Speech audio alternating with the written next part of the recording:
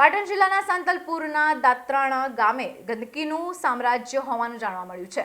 ગ્રામ પંચાયતમાં અનેક રજૂઆત બાદ પરિણામ શૂન્ય આવ્યું છે।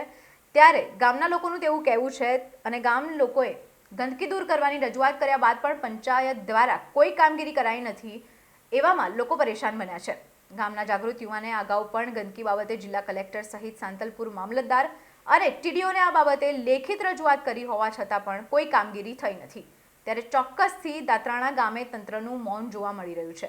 ગામમાં તલાટી કમ મંત્રી હાજર ન રહેતા એનો પણ આક્ષેપ થયો છે। જ્યારે ગ્રામ પંચાયતની હદમાં આવેલ રોડ ઉપર પંચાયતની માલિકીમાં કેટલાક અસામાજિક તત્વોએ ઉકરડા તથા ગામમાં ગંદકી વધારી છે।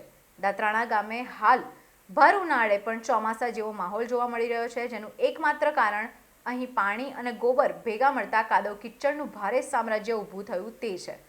તો બીજી તરફ શાળાએ જતા વિદ્યાર્થીઓ અને નાના ભૂલકાનો અનેકવાર કિચડમાં પડી જતા અકસ્માતનો ભોગ બન્યા છે।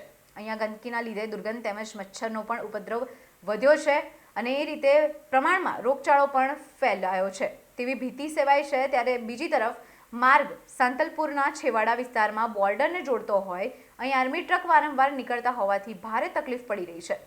ત્યારે સવાલ એક જ ઉઠી રહ્યો છે કે આવી હેરાનગતિની વારંવાર ફરિયાદ કર્યા બાદ પણ કેમ કોઈ કામગીરી કરવામાં આવતી નથી।